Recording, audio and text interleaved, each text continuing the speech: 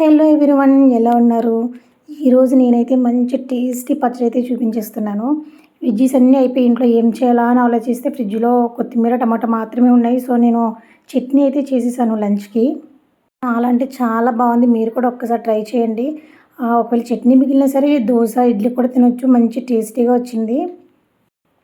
టమాటా, కొత్తిమీర కొంచెం బాగా వాష్ చేసి మొత్తం అన్నీ పీసెస్‌ని కట్ చేసి పెట్టుకున్నాను. బాండీ వేసుకొని స్టవ్ మీద దాంట్లో పోపు దినుసులన్నీ యాడ్ చేసేసాను. లైక్ పచ్చిశనగపప్పు, మినపప్పు, ఆవాలు, వెల్లుల్లి, ఎండుమిర్చి, పచ్చిమిర్చి కూడా యాడ్ చేశాను. యాడ్ చేసిన తర్వాత అవి కాస్త బాగా ఫ్రై అయ్యాయి. అప్పుడు కొత్తిమీర అనేది ఆల్రెడీ కడిగి కట్ చేసి పెట్టుకున్న కొత్తిమీర యాడ్ చేసేసాను. యాడ్ చేసి అది కూడా కాస్త బాగా ఫ్రై అయిన తర్వాత టమాటా యాడ్ చేశాను. బేసిక్‌గా మా ఇంట్లో వాళ్ళు ఏమంటారో తెలుసా? నువ్వు కర్రీ చేసినప్పుడు ఆయిల్ స్టవ్ మీద వేస్తున్నావా, ప్యాన్లో వేస్తున్నావా అని అడుగుతారు. బేసిక్‌గా నేనైతే ప్యాన్లోనే వేస్తానండి. కానీ అదేంటో నేను ఎప్పుడు కర్రీ చేసినా సరే ఆయిల్ అంతా స్టవ్ మొత్తం తూలిపోతుంది. మీకు కూడా తూలిపోతుందా? అయితే ఎందుకో నాకు కాస్త కామెంట్ సెక్షన్‌లో కామెంట్ చేయండి. సో, బాగా ఎర్రగా ఉన్న టమాటాలన్నీ కట్ చేసి పెట్టుకున్నాను కదా, అవి కూడా యాడ్ చేసేసాను. ఇప్పుడు ఒక లెమన్ సైజు చింతపండు కూడా తీసుకున్నాను. అది కూడా యాడ్ చేసేసాను. అది కూడా టమాటోస్‌తో పాటు ఈక్వల్‌గా కుక్ అయిపోద్ది. సాల్ట్ కూడా యాడ్ చేశాను. సో, సాల్ట్ కూడా కాస్త త్వరగా వేయడం వల్ల ఏంటంటే దాంట్లో వాటర్ అంతా వచ్చేసి బాగా ఇలా అయిపోద్దనమాట. చూడండి ఎలా అయిపోయిందో కన్సిస్టెన్సీ. ఇంకాసేపు ఇట్లా చేసుకుంటే ఏంటంటే కొంచెం చట్నీ పలచగా వచ్చేస్తుంది. నేను కాసేపు ఉంచి అప్పుడు మిక్సీ చేశాను. కాస్త చల్లారిన తర్వాత దాన్ని మిక్సీ పట్టేసుకున్నాను. మీరు కూడా ఒక్కసారి ట్రై చేసి నాకు చెప్పండి ఎలా వచ్చిందో మీరు చేసిన చట్నీ. ఇప్పుడైతే నేను మిక్సీ వేసుకుంటున్నాను చూడండి.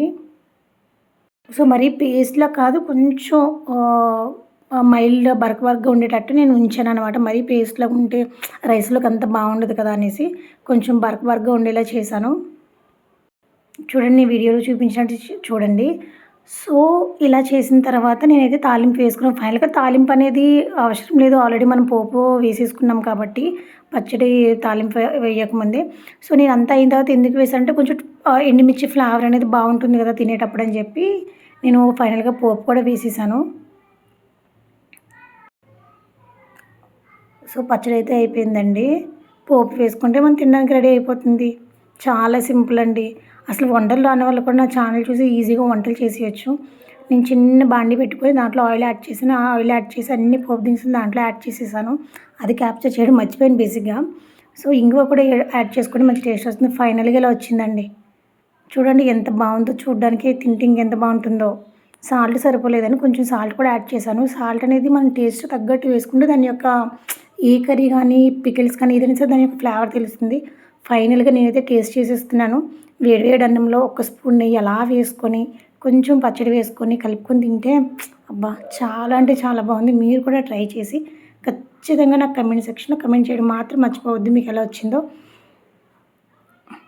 అలాగే మన ఛానల్ అయితే సబ్స్క్రైబ్ చేసుకోవడం మాత్రం అస్సలు మర్చిపోవద్దు. Please subscribe to our channel.